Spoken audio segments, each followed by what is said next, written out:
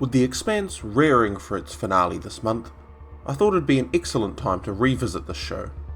Specifically, something that has always stood out to me is how the show understands its medium, and utilises being an adaptation very wisely to ensure it can tell its story in a way that fits television.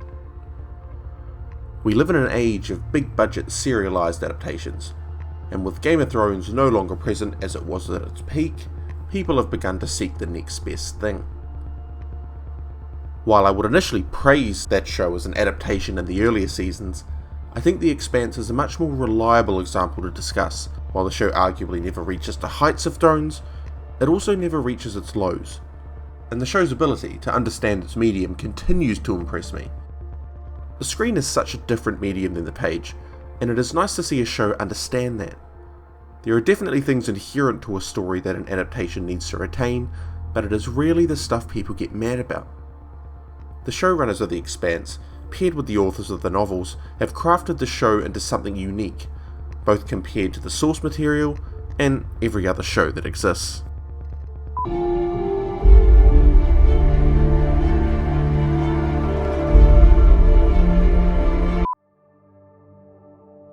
Now, I covered a lot of this in my other Expanse video, which I'll link here, but in order to discuss how The Expanse adapts its source material, I think this is the best place to start. The first 3 seasons are an interesting anomaly in television history, in that the material they are adapting isn't one-to-one with each season. For better or worse, this makes the storytelling and character arcs stand front and centre in my opinion, as the writers work in major shifts in character dynamics to make seasons feel complete, even if the plot is left largely unresolved. Season 1 has Miller join forces with the crew of the Rocinante and figure out what happened to Julie Mile, and Season 2 ends with the splintering of the Rocinante crew and the unity of Christian Avasarala and Bobby Draper.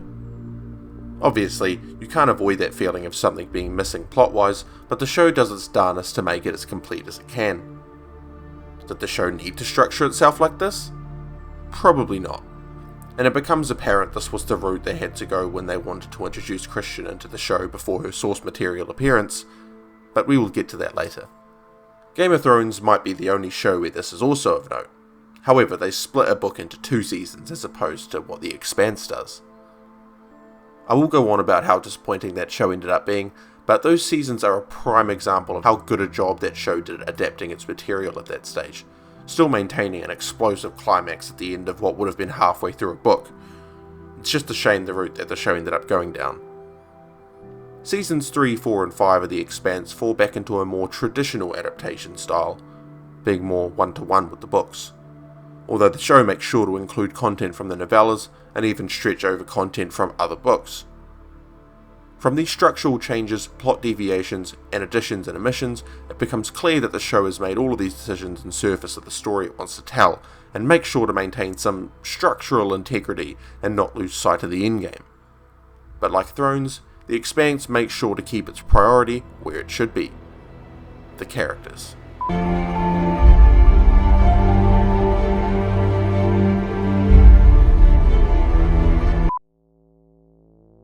Unlike a novel or another medium, serialised television has an inherent nature about its characters, wherein they are around for the long haul unless killed off.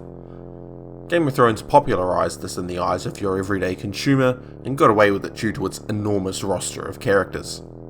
The Expanse novels have a unique situation in which only its protagonist's POV stays through every entry.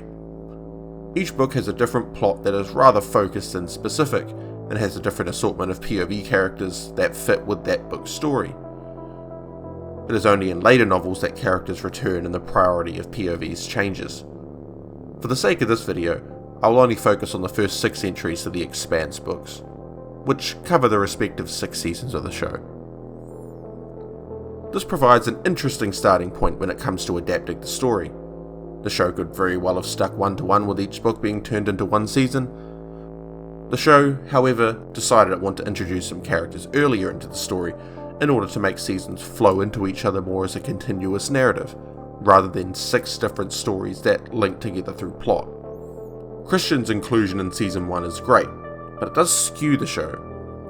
The added screen time helps flesh out the UN as a faction and obviously introduces audiences to one of the most entertaining characters in the show, but it does force Book 1's arc to be concluded in the second season, with 10 episodes clearly not being enough, forcing the show into adopting ways to give each season a consistent and complete narrative of some sort, which you might have noticed I touched on earlier. Seeing as novels usually deal with their own very complete stories, the end of each book is an explosive culmination of everything that came before, with POVs colliding and stories converging for a final set piece to send off the story. While some of these moments in the show are pushed to mid-season conclusions as opposed to late season, the weight of the converging stories is still felt very strongly, and if anything, makes them more exciting, with the first half of season 2 and 3 being unexpectedly fast-paced and intense. That being said, this has had an unfortunate effect on later seasons. Introducing characters early meant the show was able to flesh out its seasons more and help them be more cohesive. They even managed to replace minor characters in the story and give their arcs to more important characters, to give them something to do. That has meant, though, that when there isn't anyone to swap, the story has had to borrow from elsewhere. Season 4 suffers particularly from this, with the arcs the characters Christian, Drummer and Bobby have not particularly weaving into the primary narrative at all. It's jarring, and I feel this to be the reason why 4 is one of the less preferred seasons. It's a shame, because those stories aren't bad, they just don't mean a hell of a lot in conjunction with one another, and just set up the story of the 5th season, which, ironically enough, benefits greatly from this. There's also the matter of merging characters, something I thought Game of Thrones again did well, both having rather dense stories and not enough time to show all the characters, let alone remember them. It's a tough thing to do, but I commend both pulling them apart and stitching them together in sometimes even better ways than the source material.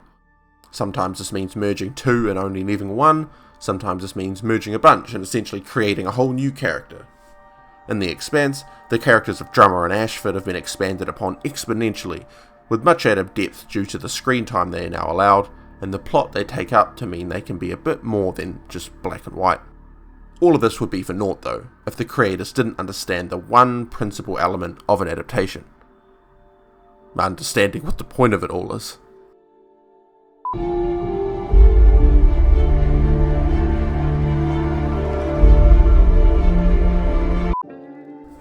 This might come across as over the top and, frankly, a bit obvious, but all you need for a successful adaptation is a proper understanding of the purpose of the text. Yeah, that's it. Now, not really. There are heaps of factors that come into play when adapting a story, but if you can't grasp the point, everything else cascades into mediocrity, and you wind up with the second half of Game of Thrones. The issue with that show is that the writers only understood where the characters had to be at the end and why that might have been a cool thing to do, but not what was actually important and how the characters got there. There were definitely external things potentially affecting that, but from an audience perspective, that is what the show is telling us. And frankly, as much as you talk about context, the most focal thing people discuss in the end is the end product, not what happened behind the scenes. I think most adaptations fail in this regard as well, but I think more importantly, people are so unwilling to allow a creator to mould a text into something fresh. Granted, this has led to many, how shall I put it, terrible shows and films, but I would love to see more works tackle an adaptation like The Expanse. Well then, themes, eh? The Expanse is a broad and deep show that delves into many things: politics, classism and racism, exploration and colonization. On a smaller scale, characters have various other stories they are telling that help fill this world, but ultimately they are in service to this story about the expanse of humanity and what that means. Ty Frank and Daniel Abrahams were specific about the point in time they chose, as it not only provides an excellent premise for sci-fi, one not often looked at, but it also complements the themes very well. A growing divide between people, new technology being used against others, and then more importantly, the people that always get fucked over because of it. You're allowed things that diverge from the theme, but all elements should service one of the bigger ideas for the most part. The Expanse does this, and all of its character alterations and structural modifications do not deviate from it. Some, if any, enhance this even further than the source material with added benefits that television storytelling allows.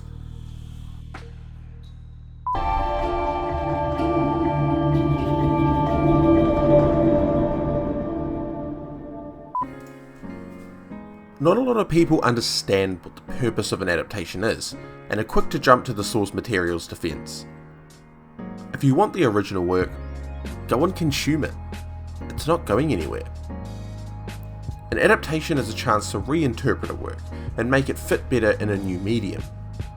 What it also does is allow a creator to have some fun with the property, change up things they didn't like, alter some of the story beats, and create new plot lines and characters. But you need to remember why that story was being told in the first place. You can have multiple guidelines, but you need to at least have that one. If your goal is to honour the source material and create a new version that can be consumed by more people. There are a few cases where the opposite should be considered. Starship Troopers, for example, is a film that is a direct response to the book and a commentary on it, criticising some of the ideas the book takes seriously. The first 50 Shades of Grey film was going to be similar, but unfortunately the original author had too much say in the adaptation. One thing these still share though is an inherent understanding of the theme. They just twist their adaptation to use the story to disagree with the one that was being told originally, which is a really fascinating idea actually. This is a hard topic to get people to understand, as even some creators don't get this notion. It's a two-way street, and I think audiences and creators need to have some respect and trust in one another. Creators need to trust that audiences aren't stupid and can understand a change for what it represents, and an audience needs to trust that the creator makes changes knowingly and purposefully in order to expand upon a story. See what I did there?